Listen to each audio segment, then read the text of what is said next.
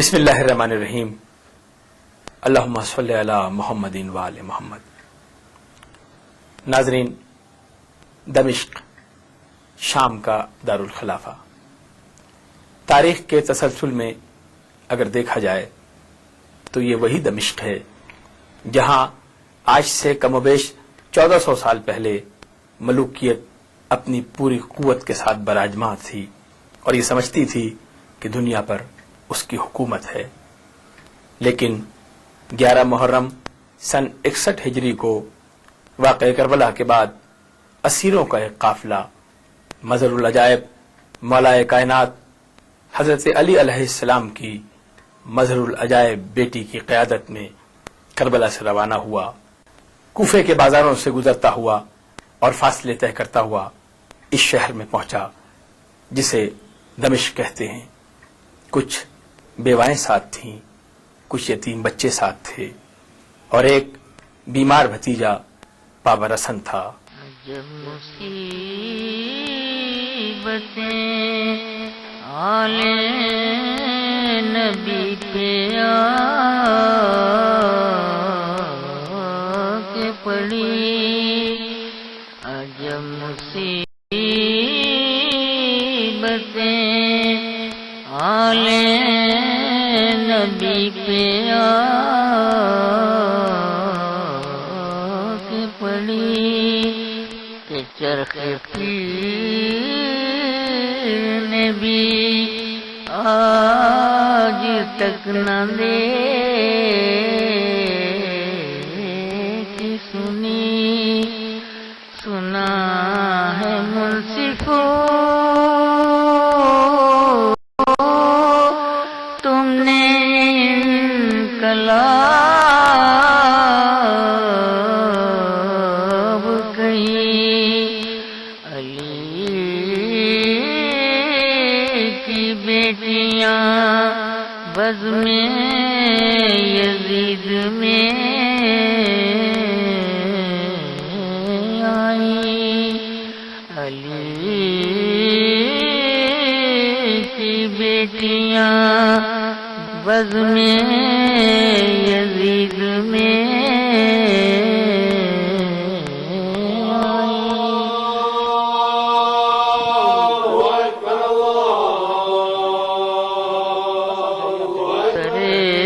حسین کجا مجلس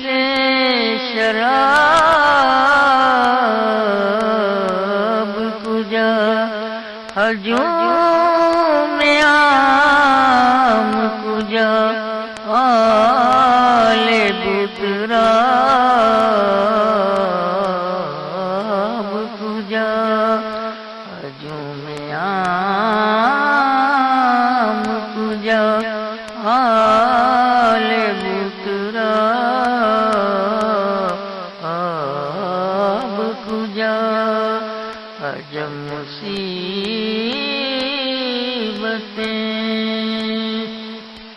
لیکن تاریخ نے یہ منظر دیکھا کہ 1400 سال گزر جانے کے بعد آج دمشق ملوکیت کے نام سے نہیں پہچانا جاتا، بلکہ اس کی پہچان ہے تو اسی شہزادی کائنات کی خاتون قیامت حضرت فاطمہ زہرا سلام اللہ علیہا کی بیٹی سیدہ زینب کے نام سے۔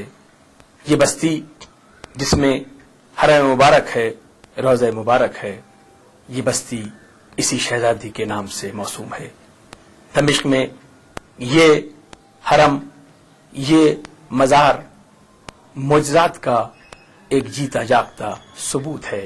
اس مقام پر دنیا بھر سے لوگ آتے ہیں، تمام عرب ممالک، برطانیہ، امریکہ، جو نام آپ کے ذہن میں آتے ہیں وہاں سے قافلے آتے ہیں۔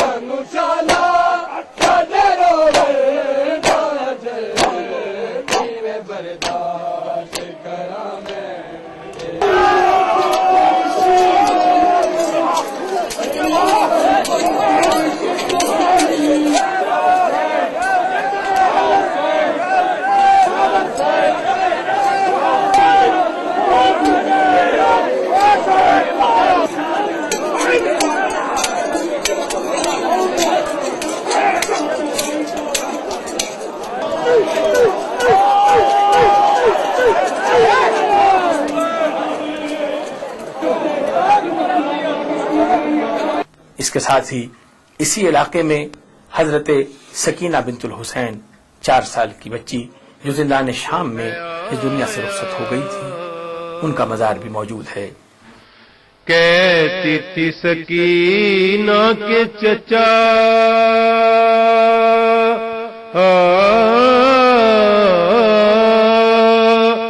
لائیں گے پانی، کہتی تھی سکینہ کے چچا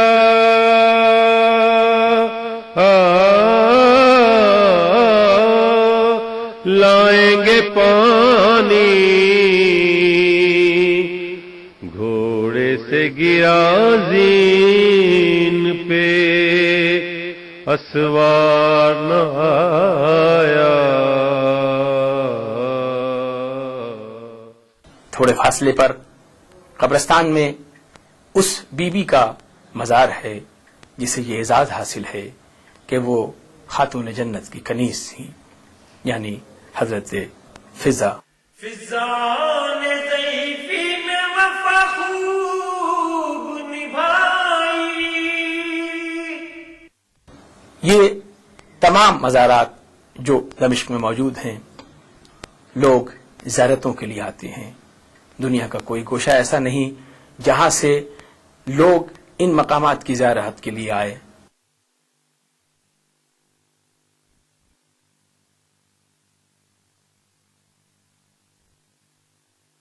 اپنی مرادیں پاتے ہیں